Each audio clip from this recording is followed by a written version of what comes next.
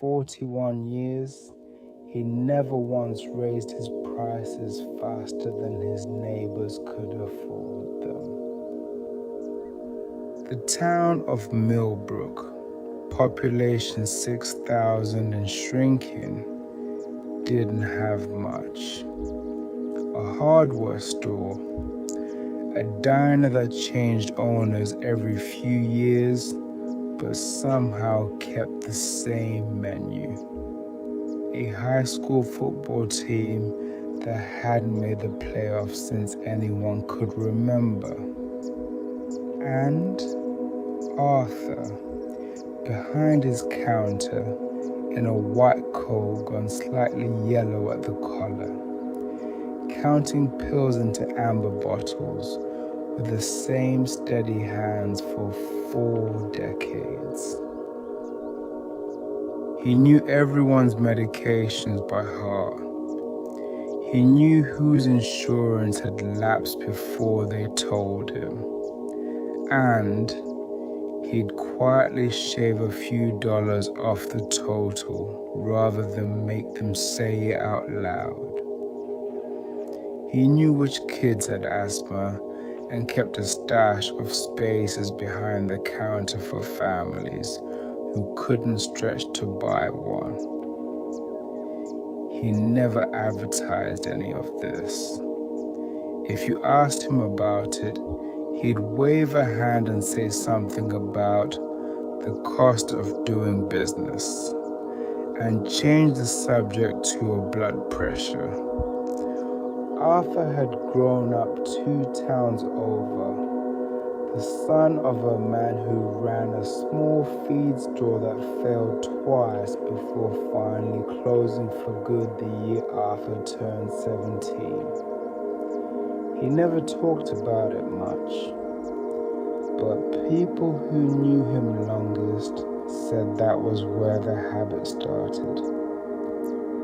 Watching his father chase a bigger loan, a flashier delivery truck, a louder sign, right up until the day the bank took the building. Arthur decided early on that he would rather be boring and solvent than impressive and ruined.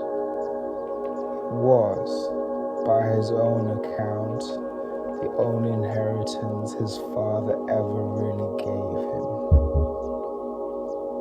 What almost nobody in Millbrook knew. Not the mayor, not his own accountant until much later, not even his wife until the final years of their marriage, was that Arthur Lindqvist had been quietly buying stock since 1983. Not in flashy companies, not in anything anyone at the diner would recognize. He bought small, stable stakes in the businesses that supplied his pharmacy, the regional wholesale distributor that trucked his inventory in twice a week, the packaging company that made his amber bottles, a modest chain of family-owned grocery stores, 2 counties over that eventually merged, and merged again, until the modest stake Arthur had bought for $1,100 in 1991 was worth, by the time he was 70, more than he'd made from the pharmacy in his entire career combined. He never sold. That was the whole secret, if you could call it a secret. It was really just a habit, repeated for 4 decades without interruption. Buy a little when there was a little to spare. Hold. Don't check the number more than once a year. Let the world do what the world does, slowly in the background, while you're busy counting pills for someone's grandmother. His wife, Delphine, found out by accident in 2009 when a year-end statement came to the house instead of his office. She sat at the kitchen table with the envelope in her hands for a long time before she opened it. And when she finally did, she didn't say anything to him for 3 days, not out of anger. She told him later it was because she didn't trust herself to speak without crying. And Arthur Lindqvist was not a man who knew what to do with tears that weren't customers. "Why didn't you tell me?" she finally asked on the 4th day over dinner. He thought about it for a while, the way he thought about most things, slowly and without performance. "Because the second I tell people," he said, "they start looking at me differently. And I like the way people look at me now." Delphine never told anyone either, not her sister, not her book club. She understood better than most that Arthur's whole life had been built on a peculiar kind of dignity. The dignity of being underestimated on purpose. She asked him once, not long after, whether he was ever afraid of losing it all. He said no, and when she pushed him on why, he said something she wrote down later in the back of her recipe book because she liked it too much to trust her memory with it. He said, "Delphine, I've been poor. I've watched a business fail. The only thing that ever scared me was needing people to be impressed with me. Once that fear goes, the money's just numbers on a page." The years after that conversation didn't change much, at least not from the outside. Arthur still opened at 8, still closed at 6, Monday through Saturday. Still drove the same truck, ate lunch at the same counter stool at the diner every Tuesday. And still, without fail, gave Ruthie Kessler's mother-in-law her blood pressure medication $2 under list price, and never once mentioned it. Delphine used to tease him gently in the kitchen at 9. "You could retire tomorrow," she'd say. "You could take me somewhere with an ocean." "I've seen the ocean," he'd say. "I like it fine from a postcard.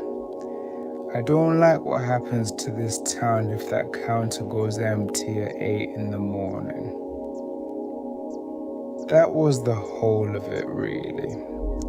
He wasn't saving the money for anything.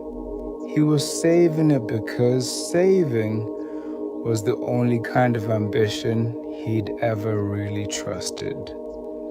The kind that didn't need anyone watching to mean something. The town found out the way small towns find out everything, all at once, and far too late to have guessed it themselves. In the spring of Arthur's 78th year, Millbrook Regional, the only hospital within 30 miles, announced it will be closing its pediatric wing. Budget shortfalls, declining population, the usual arithmetic that kills small town institutions one line item at a time. The local paper ran a front page story with a photo of the empty wings hallway, the linoleum worn thin by decades of small, worried footsteps. People in town talked about it the way they talked about the football team's losing streak, with a kind of tired, resigned sadness. The sense that this was simply what happened to places like Millbrook. Somebody always closed something. Nobody ever reopened anything. At the hospital board meeting the following week, a nurse named Carol Whitfield, who had worked in that pediatric wing for 19 years, stood up and said, the wing wasn't just a line item.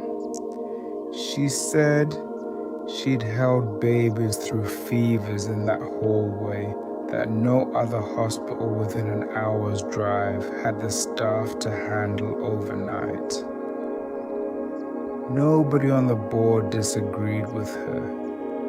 Nobody had the money to do anything about it either. 3 weeks later, the hospital board received a letter from an attorney representing an anonymous local donor, offering to fully endow the pediatric wing in perpetuity. Staffing, equipment, a new building wing if needed, under one condition. The donor would remain anonymous for exactly 1 year. After that, they were free to say whatever they liked. The wing stayed open. Nobody in town could explain why, and for a year, it became the great unsolved mystery of Millbrook, bigger than the football team's losing streak, bigger than the diner's revolving ownership. People speculate about a wealthy retiree from out of state, a pharmaceutical company doing image repair, even, half-jokingly, about the mayor's cousin who'd supposedly made it big in real estate somewhere out west. Nobody guessed the pharmacist. Arthur, for his part, never once brought it up. He read the paper the same as everyone else, folded it the same way, and went back to work.